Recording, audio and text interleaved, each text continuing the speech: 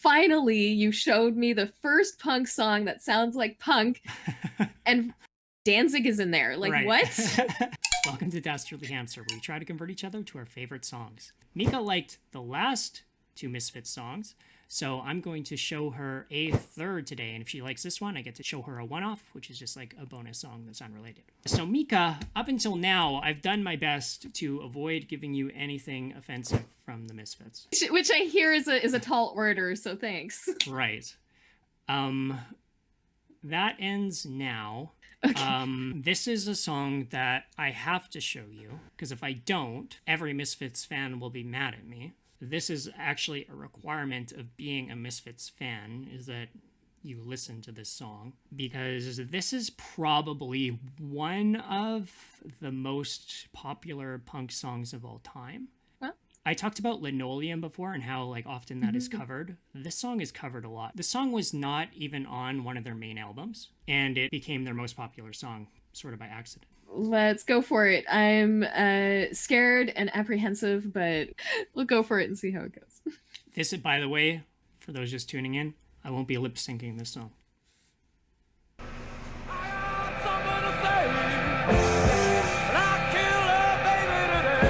Okay, that is 100% Glenn Danzig. Yeah. A couple of songs ago, I was saying he sounded like Jim Morrison. No longer. Right. No, he found his sound. He does more yelling in this one.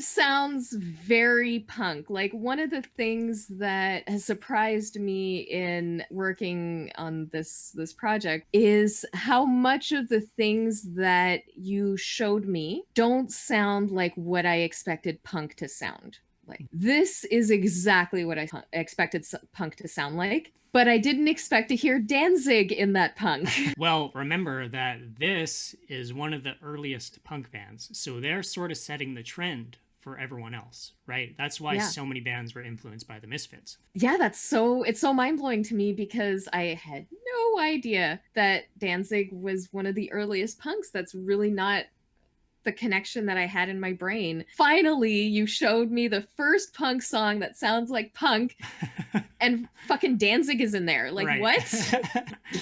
Yeah. Mind blown.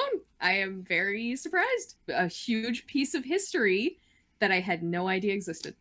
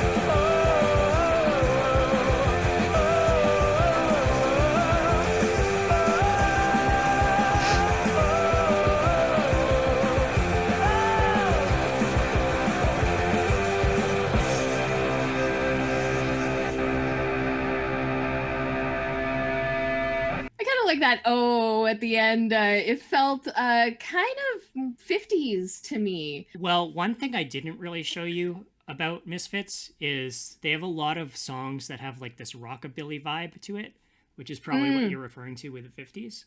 I didn't show you one of those songs just because I didn't think you'd be into that. But yeah, they do incorporate that a lot into their songs as well. Okay, interesting. Yeah. Well, yeah, maybe I would like some of that because I wouldn't say I'm as acquainted with 50s music as for example 60s and later, but I do appreciate the sound that it had and the impact that it had. And I kind of like when I can sort of identify it. Yeah, this song, it was like fine.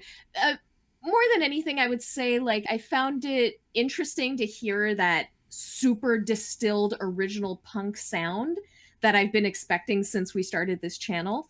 Although still major cognitive dissonance for me that Danzig is in there. Yeah. To hear that little piece of history is really interesting. Musically, I can't say I'm impressed, but it's interesting. Just from a historical standpoint. In terms of offensiveness, it's just like there's really not enough detail for me to be offended. I've been listening to metal since I was in my early teens. I've been watching South Park since I was literally like 7. It feels like it was meant to be offensive, so therefore I reject the feeling of being offended. Sorry, all of you sadomasochists that joined in to watch me go, oh dear, I'm so offended, and swoon. Sorry, man, I'm a metalhead. Like this is nothing. So remember how we were talking about like Jerry Only was in that last song? He actually, after Danzig left, decided to change the lyrics when they played that song live so that it would omit any references to rape or infanticide. So it was just like the chorus was like 10 seconds long. So like basically the whole song. Anyways, that didn't go over very well. That wasn't a popular decision. No, that's so much more offensive than the I guess I'll just talk about this. This song is difficult for me anyways, because when I was younger, the whole attraction towards punk rock was the offensiveness about it, right? It's essentially we're saying things we're not allowed to say, and I thought, oh, that's so cool. But I think what made it so attractive to me was because back then, the things that were offensive to say were things that like now like are pretty normal and they're like celebrated. So for example, you know, like being anti-war, right? Like that was offensive. That was like not supporting your country. That was not supporting the troops, right? That was the idea behind it, is that if you don't support the war, you're not supporting, you know, these men in uniform or whatever it was. And like songs would speak out about that. And like, that's something that I strongly believe in. Or, you know, stuff, women's rights or gay rights. And it's like, oh, like these are things that like punk rock bands are talking about and nobody else is talking about this. And so like I was really into it for those reasons, because it was like that was anti-authority. And now those things are more normalized, right? And so even if you are a punk band today and you talked about the exact same things, people would look at you and say like, why are you such a shill, right? Or like, why are you, you know, advocating for the mainstream position, right? It's like we didn't stop singing about the same things. And when I hear this song, in a sense, it makes me sad, because to me is that even though punk rock was an act of rebellion, I always wanted it to be more than that, right? I always thought it was like about standing for something. And songs like this aren't really about standing for anything. They're just about the rebellion. And that's it. That's the whole point of it. But it doesn't matter what you're rebelling against. You're just rebelling against whatever the mainstream is. If you don't stand for anything, then you're always on the losing side of history, right? Because you'll always just oppose whatever wins.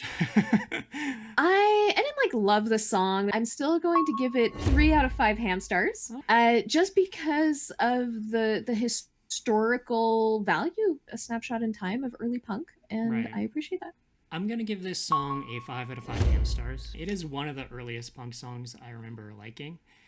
When I was younger, I thought it was so cool to be as offensive as possible. Now, if I heard this song for the first time now, I probably would have a very different reaction to it. So I'm going on my nostalgic feelings here, because ultimately that's what made me a fan of this genre, is what I listened to back then. I'm really rating it on the effect that it had on me. The lyrics are, as everyone knows, problematic, to say the least. Well, that's it for us, Hamstars. Spin your wheels down to that subscribe button. And give us a dastardly thumbs up.